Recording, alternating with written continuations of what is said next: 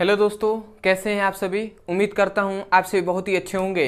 तो आज हम लोग पढ़ने वाले हैं क्लास 11th का केमिस्ट्री। इसमें हम देखने वाले हैं कि न्यूटन का नियम क्या होता है। तो इसको बहुत ही अच्छे से समझेंगे और वीडियो के अंत तक आपको जो न्यूटन का नियम है वो अच्छे से समझ में आ जाएगा। तो चलिए दोस्तों, हम देख लेते हैं न्यूटन का नियम।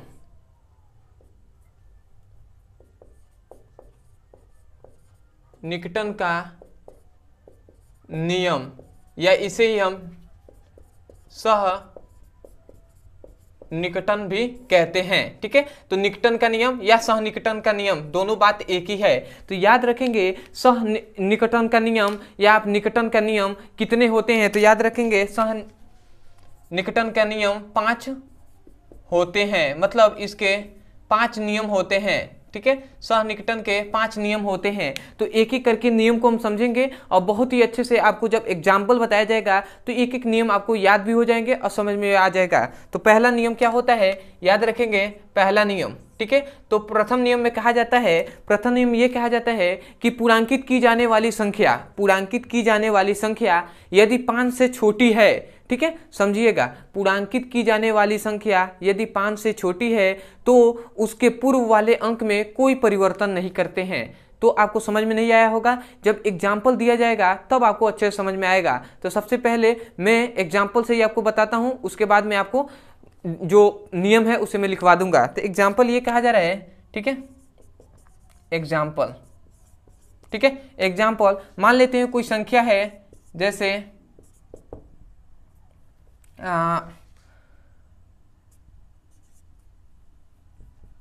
मैंने ऐसे लिख दिया, ठीक है, इतना लिख दिया। ठीक है, मैंने एक संख्या लिखा इतना। ठीक है, तो इसमें कहा जा रहा है कि पूर्णांकित की जाने वाली संख्या, पूर्णांकित की जाने वाली संख्या का मतलब होता है छोड़ी जाने वाली संख्या। जिस अंक को हम छोड़ रहे हैं उस अंक को, ठीक है, तो उसी अंक को हम क्या कहते हैं, पूर्णांकित की जाने वाली संख्या। तो मैं कह रहा हूं, या आप कह सकते हैं छोड़ी जाने वाली संख्या। तो मैं कह रहा हूं छोड़ी जाने वाली संख्या, हम जानते हैं दशमलव के बाद एक अंक तक ही मुख्यतः लेते हैं। ठीक है, तो हम क्या यहां से ये अंक को हमें छोड़ना है, तो हम कह रहे हैं कि छोड़ी जाने वाली संख्या यदि 5 से छोटी है, ठीक है, तो इससे पूर्व वाले अंक में, पूर्व मतलब इससे पहले वाले अंक में कोई परिवर्तन नहीं करते हैं। अर्थात इसको हम कैसे लिख सकते हैं, 0.3 ऐसे हम लिख सकते हैं। तो यही प्रथम नियम है। क्या कहा जा रहा है कि छोड़ी जाने वाली संख्या यदि 5 से कम है तो उससे पूर्व वाले अंक में कोई परिवर्तन नहीं करते हैं और अंतिम अंक को छोड़ देते हैं। यही पहला नियम है। तो उम्मीद करता हूं पहला नियम आपको अच्छे समझ में आ गया होगा। एक और मैं एग्जांपल बता दे रहा हूं, ये तो पहला था। दूसरा एग्जांपल मान लेते हैं, ऐसे दे दिया गया है 2, 3 ऐसे दे दिया गया। तो यहाँ पे कहा जा रहा है कि पूर्णांकित की जाने वाली संख्या, या आप कह सकते हैं छोड़ी जाने वाली संख्या यदि 5 से कम है कि नहीं, तो इससे पहले वाले अंक में कोई परिवर्तन नहीं करते हैं। तो इसको हम ऐसे लिख देंगे 572 पॉइंट क्या लिख देंगे, 2 लिख देंगे। तो यही है पूर्णांकित की जाने वाली संख्या, यही होगी। तो इसमें अगर हम आपसे पूछ दें कि इसमें सार्थक अंकों की संख्या कितनी है, तो आप क्या कहेंगे, इसमें सार्थक अंकों की संख्या, मतलब इसमें सार्थक अंकों की संख्या कितनी है, 4 है, और इसमें भी सार्थक अंकों की संख्या कितनी है, 4 है। ठीक है, सॉरी 4 है। ठीक है, तो ये भी याद रखना है कि सार्थक अंकों की संख्या पूछी जाए तो आप क्या कहेंगे, 4 है, 4 है। और यहां से पूर्णांकित मतलब न्यूटन का नियम, पहला रूल आप समझ गए होंगे, पहला रूल आपको याद भी हो गया होगा। क्या कहा जा रहा है कि छोड़ी जाने वाली संख्या यदि 5 से कम है तो उससे पूर्व वाले अंक में कोई परिवर्तन नहीं करते हैं और अंतिम अंक को छोड़ देते हैं। यही पहला नियम है। तो पहला नियम को लिख दे रहा हूं, आप यही लिखेंगे कि छोड़े जाने वाली अंक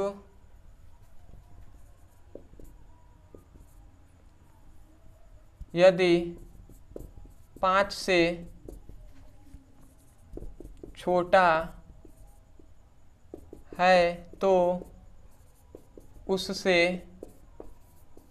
पूर्व वाले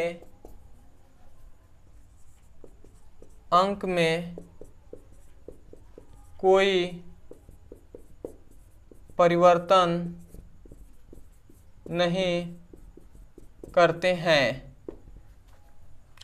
और अंतिम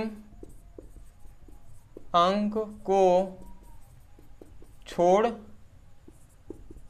देते हैं।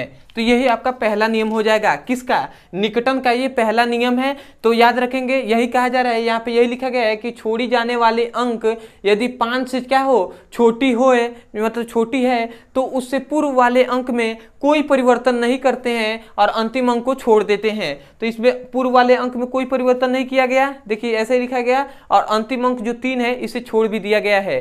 तो यही पहला नियम है, ठीक है। तो उम्मीद करता हूं पहला नियम आपको अच्छे समझ में आ गया होगा। तो अब आते हैं हम दूसरे नियम पे। तो दूसरा नियम क्या कहता है, इसे भी आप समझ जाइए, ठीक है।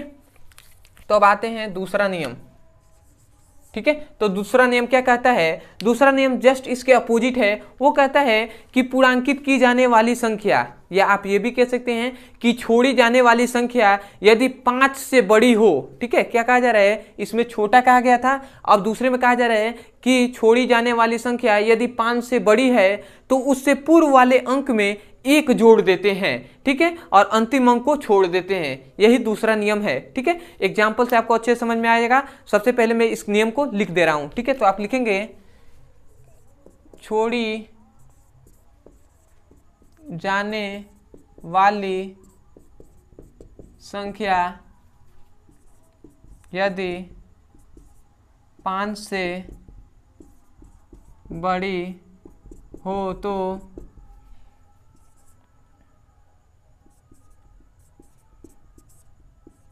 उससे पूर्व वाले अंक में 1 जोड़ देते हैं तथा अंतिम अंक को छोड़ देते हैं, ठीक है। तो यही दूसरा नियम है। क्या कहा जा रहा है कि छोड़े जाने वाली संख्या यदि 5 से बड़ी हो तो उससे पूर्व वाले अंक में, पूर्व मतलब उससे पहले वाले अंक में 1 जोड़ देते हैं और अंतिम अंक को छोड़ देते हैं। ये अंतिम अंक को छोड़ देते हैं, ये लिख भी सकते हैं, नहीं भी लिख सकते हैं। आपके दिमाग में होने चाहिए कि यदि 5 से बड़ी है या छोटी है तो उस अंक को हमको छोड़ना ही है, जब या तो घटा रहे हैं या बढ़ा रहे हैं या सिंपल वे में रख रहे हैं तो, ठीक है। जैसे एग्जाम्पल से आपको समझाया जा रहा है, इसका एग्जाम्पल आपको अच्छे से समझ में आएगा, ठीक है, और अच्छे से, ठीक है। तो यहाँ पे मैं अगर लिख दे रहा हूं, ऐसे ही मैंने लिख दिया, ठीक है, ये अंक मैंने लिख दिया, ठीक है। तो यहाँ पे कहा जा रहा है कि छोड़ी जाने वाली संख्या, ये इसको छोड़ा जाएगा ना, तो छोड़ी जाने वाली संख्या यदि 5 से बड़ी हो, तो ये 6 है, 5 से बड़ी है ना, तो इससे पूर्व वाले अंक में, पूर्व वाले अंक मतलब ये पूर्व वाले अंक में हम क्या कर देते हैं, 1 जोड़ देते हैं, ठीक है। तो इसमें हम 1 जोड़ देंगे तो 7 है, इसमें 1 जोड़ दिया गया तो कितना हो गया, 8 हो गया ना। तो इसको हम लिखेंगे 2.257.8, यही लिखेंगे। और यहाँ पे लिखा गया है अतः तथा अंतिम अंक को छोड़ देते हैं। तो अंतिम अंक क्या है, 6 है, तो 6 को छोड़ दिए, तो यही इसका क्या हो गया, यही इसका अंक प्राप्त हुआ। तो इसमें कहा जाए सार्थक अंकों की संख्या कितनी है, तो आप क्या कहेंगे, इसमें सार्थक अंकों की संख्या 4 है। और सार्थक अंक क्या होते हैं इसको आपको अच्छे से पढ़ा दिया गया है। तो यहाँ से आपको समझ में आ गया होगा, ठीक है। एक और एग्जाम्पल दे रहा हूँ, ठीक है।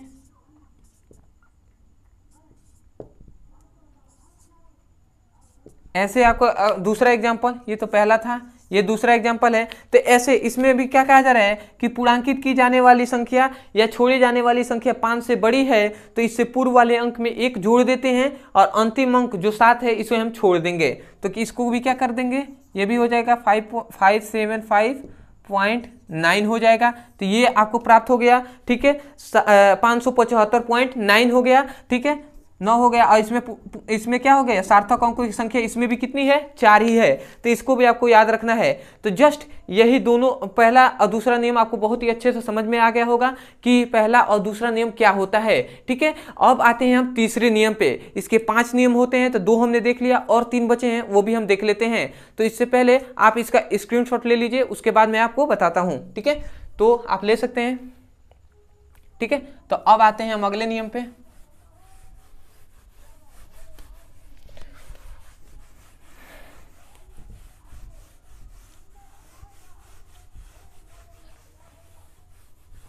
ठीक है। तो अब हम देखेंगे इसका तृतीय नियम। ठीक है, तो मैं आपको इससे पहले बता दूं कि यदि आप क्लास 11th का अच्छे से पढ़ाई करना चाहते हैं और फिजिक्स, केमिस्ट्री या बायोलॉजी कोई भी सब्जेक्ट है आप उसको अच्छे से समझना चाहते हैं और चैप्टर वाइज सीक्वेंस में एक एक वीडियो को देखना चाहते हैं, तो डिस्क्रिप्शन में लिंक दे दिया जाएगा फिजिक्स, केमिस्ट्री और बायोलॉजी का, अर्थात भौतिक विज्ञान, रसायन विज्ञान और जीव विज्ञान, तीनों का लिंक दिया जाएगा प्लेलिस्ट का। वहां पर आप क्लिक करके एक एक करके सीक्वेंस में वीडियो को पढ़ सकते हैं चैप्टर वाइज और अपने सुंदर से नोट्स बना सकते हैं। और दूसरी बात, मैं अभी शुरुआती वीडियो बना रहा हूं तो थोड़ी बहुत बोलने में तो हेजिटेशन होती ही है, तो आप समझ सकते हैं इस बात को। ठीक है, परंतु मैं कोशिश कर रहा हूँ धीरे धीरे, मतलब अच्छा बोलने लगूंगा। ठीक है, तो आप समझ गए होंगे। ठीक है ना, तो आगे बढ़ते हैं हम। तो आते हैं अब तीसरे नियम पे। तो तीसरा नियम क्या है? तीसरा नियम यही कहता है कि पूर्णांकित की जाने वाली संख्या यदि 5 हो, ठीक है, क्या कहा जा रहा है? पूर्णांकित की जाने वाली संख्या यदि 5 हो। पूर्णांकित की जाने वाली संख्या का मतलब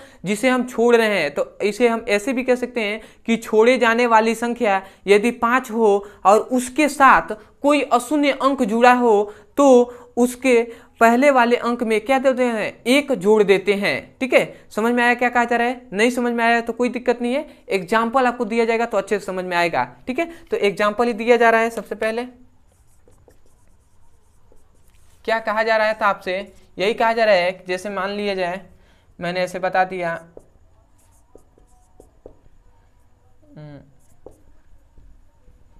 मैंने ऐसे लिख दिया, ठीक है, ये अंक मैंने एक लिख दिया। ठीक है, एग्जाम्पल हमने आपको बताया। ठीक है, तो ऐसे मैंने अंक लिख दिया, तो मैं कह रहा हूं कि पूर्णांकित की जाने वाली संख्या, या मैं कह सकता हूं छोड़ी जाने वाली संख्या। तो इस दोनों में छोड़ी जाने वाली संख्या तो ये दोनों न है। ठीक है, केवल दशमलव के बाद एक ही अंक तो हम ले लेना है। ठीक है, तो ये दोनों छोड़ी जाने वाली संख्या है। तो इससे पहले छोड़ी जाने वाली संख्या के बाद, मतलब इससे जो एक अंक है, दशमलव के बाद एक अंक के बाद हम देखेंगे कि वो 5 है कि नहीं। तो 5 है, तो यहाँ पे कहा जा रहा है कि छोड़ी जाने वाली संख्या यदि 5 है, ठीक है, और उसके साथ कोई अशून्य अंक जुड़ा है। अशून्य अंक मतलब शून्य के अलावा कोई भी अंक जुड़ा है। तो देखिए, शून्य के अलावा एक मतलब क्या है? शून्य तो नहीं है, अशून्य अंक है ना। तो यही कहा जा रहा है सबसे पहले कि छोड़ी जाने वाली संख्या 5 हो और उसके साथ कोई अशून्य अंक जुड़ा है, तो उससे पूर्व वाले अंक में, मतलब जो रखे जाने वाले अंक में हम क्या कर देते हैं? 1 जोड़ देते हैं। समझ में आया क्या कहा जा रहा है? तो इसमें हम 1 जोड़ देंगे तो क्या हो जाएगा? ये 775 दशमलव क्या हो जाएगा? 4 हो जाएगा। ये हो जाएगा। ठीक है, तो उम्मीद करता हूं ये समझ में आ गया होगा। दूसरा एग्जाम्पल आपको दिया जा रहा है। ठीक है, ऐसे आपको लिख दिया गया। ठीक है, ऐसे आपको लिख दिया गया। ठीक है, ऐसे आपको दूसरा अंक दे दिया गया। तो यहाँ पे कहा जा रहा है कि पूर्णांकित मतलब छोड़ी जाने वाली संख्या 5 है, इससे पहले एक अशून्य अंक जुड़ा है। ठीक है, तो इससे पूर्व वाले अंक में हम क्या कर देते हैं? 1 जोड़ देते हैं। तो इसका भी क्या हो जाएगा? ये हो जाएगा। ठीक है, ये हो जाएगा कि नहीं? मतलब यहां से ही आप डेफिनेशन को, आपको मतलब इस नियम को हम, आप तीसरा नियम क्या कहेंगे कि छोड़े जाने वाली संख्या यदि 5 हो और उसके साथ कोई अशून्य अंक जुड़ा है, तो इससे पूर्व वाले मतलब रखे जाने वाले अंक में 1 हम जोड़ देते हैं। ठीक है, तो यही आप डेफिनेशन में भी लिखेंगे। तो नियम में क्या लिखेंगे? नियम में यही लिखेंगे कि छोड़े जाने वाली अंक 5 हो तथा उसके साथ कोई अशून्य अंक जुड़ा हो, तो रखे जाने वाले अंक में 1 जोड़ देते हैं। ठीक है, तो यही कहा जा रहा है। क्या कहा जा रहा है कि छोड़े जाने वाली संख्या, छोड़ी जाने वाली अंक 5 हो, तो ये 5 क्या है? छोड़ी जाने वाली अंक है। तो उसके बाद कहा जा रहा है उसके साथ कोई अशून्य अंक जुड़ा है, तो उसके साथ 5 के साथ ये क्या है? 2 क्या है? अशून्य अंक है। या 5 के साथ 1 है, ये भी अशून्य अंक है। ठीक है, तो मतलब 1 से लेकर 9 तक के बीच की जो भी संख्या है वो क्या है? अशून्य अंक है। ठीक है, अंक है। ठीक है, तो ये क्या है? अंक है ना, 1 या 2। ठीक है, 3 भी होता, वो भी होता। ठीक है, है, तो यही कहा जा रहा है कि यदि छोड़ी जाने वाली संख्या 5 हो और उसके साथ कोई अशून्य अंक हो तो रखे जाने वाले अंक में 1 जोड़ देते हैं। रखे जाने वाला अंक क्या है, 2 है, तो रखे जाने वाले अंक में 1 जोड़ दिया गया है तो 3 हो गया है। यहाँ पे 3 है तो इसमें रखे जाने वाले अंक में 1 और जोड़ दिया गया है तो यहाँ पे 4 हो गया है। अब मैं आपसे पूछूं कि इसमें सार्थक अंकों की संख्या कितनी है, तो आप क्या कहेंगे, सार्थक अंकों की संख्या 4 है। और इसमें भी कितनी है, तो इसमें भी आप कहेंगे सार्थक अंकों की संख्या 4 है। तो उम्मीद करता हूं ये भी आपको तीसरा जो लॉ है ये आपको अच्छे से समझ में आ गया होगा। तो आगे बढ़ते हैं हम चौथे नियम पे, ठीक है। तो चौथा नियम क्या कहता है इसे भी मैं आपको बता दे रहा हूं, ठीक है। तो चौथा नियम को आप ध्यान से समझिएगा। ये क्या कहा जा रहा है, कहा यह जाता है कि छोड़े जाने वाली संख्या यदि 5 हो, ठीक है। सबसे पहला पॉइंट कि छोड़ी जाने वाली संख्या यदि 5 हो और उसके साथ कोई शून्य अंक जुड़ा हो, ठीक है, उसके साथ शून्य अंक भी जुड़ा हो तो उससे पूर्व या हम कह सकते हैं या रखे जाने वाला अंक यदि सम है तो उसमें कोई परिवर्तन नहीं करते हैं, ठीक है। एक बार और सुनिए, उसके बाद जब एग्जाम्पल दिया जाएगा तो वहां से अच्छे से आपको समझ में आएगा। क्या कहा जा रहा है समझिएगा। कहा यह जा रहा है कि छोड़े जाने वाली संख्या यदि 5 है और उसके साथ कोई शून्य अंक भी जुड़ा हो, ठीक है, तो रखे जाने वाला अंक में अंक यदि सम है तो उसमें कोई भी परिवर्तन नहीं करते हैं, ठीक है। एग्जाम्पल से समझिए, ठीक है। इसको बिना एग्जाम्पल से समझना बहुत ही मुश्किल हो जाता है, ठीक है। जैसे एग्जाम्पल ये है कि अगर, ठीक है, अगर आपको दे दिया जाए, ठीक है, ये आपको दे दिया गया एक अंक, ठीक है, ये आपको एक अंक दे दिया गया, ठीक है, एक संख्या दे दिया गया 775.250, ठीक है। तो कहा जा रहा है कि छोड़े जाने वाली संख्या यदि 5 है तो 5 है, ठीक है, और उसके साथ कोई शून्य अंक भी जुड़ा हो तो शून्य जुड़ा है कि नहीं, 5 के साथ शून्य जुड़ा है, अर्थात छोड़ी जाने वाली संख्या के साथ क्या एक शून्य अंक भी जुड़ा है।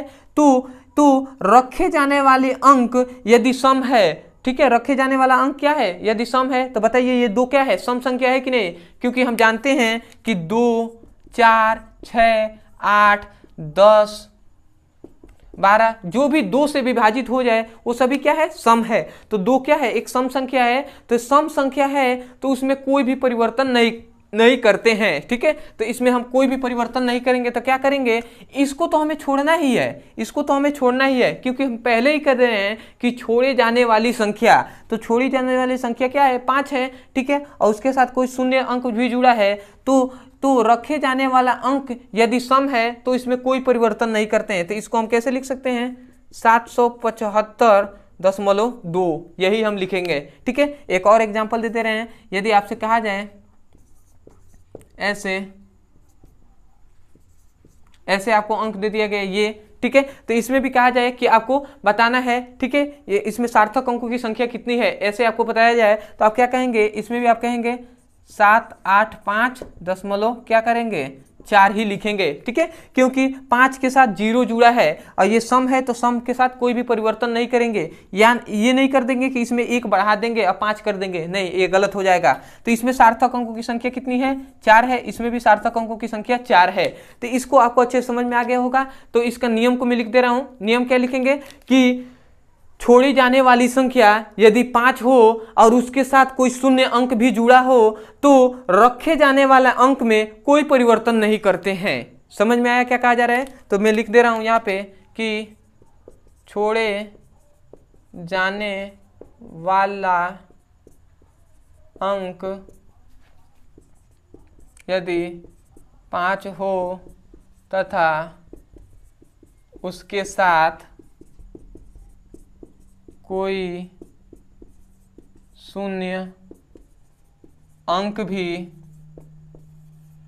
जुड़ा हो तो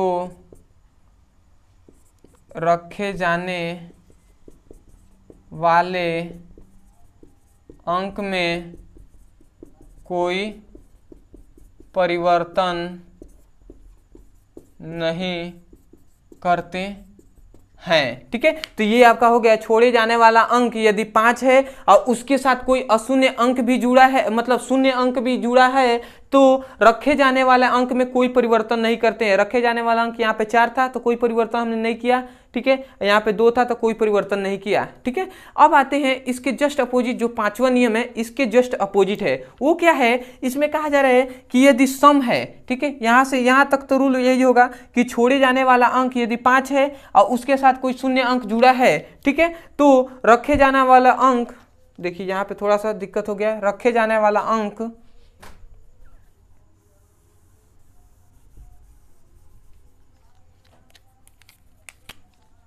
यदि सम हो तो उसमें कोई परिवर्तन नहीं करते हैं। ये हमें लिखना था कि रखे जाने वाला अंक यदि सम है, ठीक है, तो उसमें कोई परिवर्तन नहीं करेंगे, परंतु यदि विषम हो जाए तो इसमें हम क्या करते हैं ये आपको बताया जाएगा। तो यहाँ पे 5वां नियम यही कहता है कि 5वां नियम, बस इसको मैं मिटका कर बता दे रहा हूँ आपको, ठीक है। तो 5वां नियम आप इसको आप 5वां डाल लीजिए, ठीक है, 5वां नियम, ठीक है। तो 5वां नियम क्या कहता है कि छोड़े जाने वाली संख्या यदि 5 है, ठीक है, अंक 5 हो और उसके साथ कोई शून्य अंक भी जुड़ा है, ठीक है, तो रखे जाने वाला अंक यदि सम की जगह पर आप क्या लिखेंगे, यदि विषम है, ठीक है, क्या लिखेंगे, यदि रखे जाने वाला अंक यदि क्या है, विषम हो, तो उसमें एक, तो क्या करेंगे, उसमें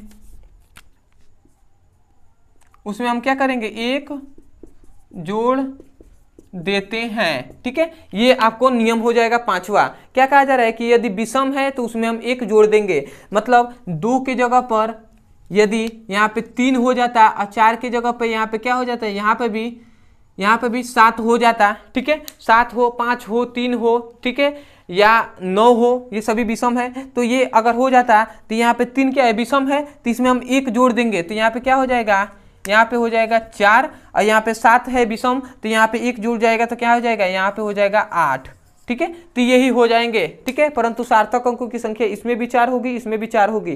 देखिए 1 2 3 4, तो 4 हो गया, इसमें भी 4 है। तो उम्मीद करता हूं दोस्तों 5वां रूल भी आपको अच्छे से समझ में आ गया होगा। तो ये जो 5 रूल आपको बताया गया है, जो 5 नियम आपको बताए गए हैं, ये बहुत ही अच्छे से आपको समझ में आ गया होगा और मतलब एक एक रूल आपको याद भी हो गए होंगे। तो दोस्तों आज के लिए इतना ही। तो उम्मीद करता हूँ आपको बहुत ही अच्छे से समझ में आ गया होगा। और कोई भी अगर आपको कोई भी डाउट है तो उसे कमेंट सेक्शन में हमें ज़रूर बताएं कि आपको कुछ कमी लगा हो, उसे भी कमेंट सेक्शन में बताएं, या आपको अच्छे से सीखने में अच्छा लगा हो, अगर आपको कोई मतलब डाउट नहीं है तो उसे भी कमेंट सेक्शन में आप हमें बता सकते हैं कि हाँ अच्छे से मतलब आपको समझ में आ गया है, ठीक है। और दूसरी बात, यदि आप अच्छे से पढ़ाई करना चाहते हैं तो डिस्क्रिप्शन में लिंक है, वहाँ पर भी आप जाकर क्लिक करके आप अच्छे से पढ़ाई कर सकते हैं। और तीसरी बात, यदि आपको क्लास मतलब कोचिंग में या स्कूल में कोई भी टॉपिक समझ में नहीं आता है, मतलब साइंस के रिलेटिव में, फिजिक्स केमिस्ट्री बायोलॉजी के संबंध में कोई भी टॉपिक आपको समझ में नहीं आता है, उस टॉपिक का नाम लिखिए यूट्यूब पर और उसके बाद हमारे चैनल का नाम लिख दीजिए, आपको वीडियो वहां से भी मिल जाएगा। आप वहां से भी जाकर आप अच्छे से पढ़ाई कर सकते हैं और अपने सुंदर से नोट्स बना सकते हैं। तो दोस्तों आज के लिए इतना ही, मिलते हैं अगले वीडियो में, तब तक के लिए धन्यवाद। जय हिंद, जय भारत।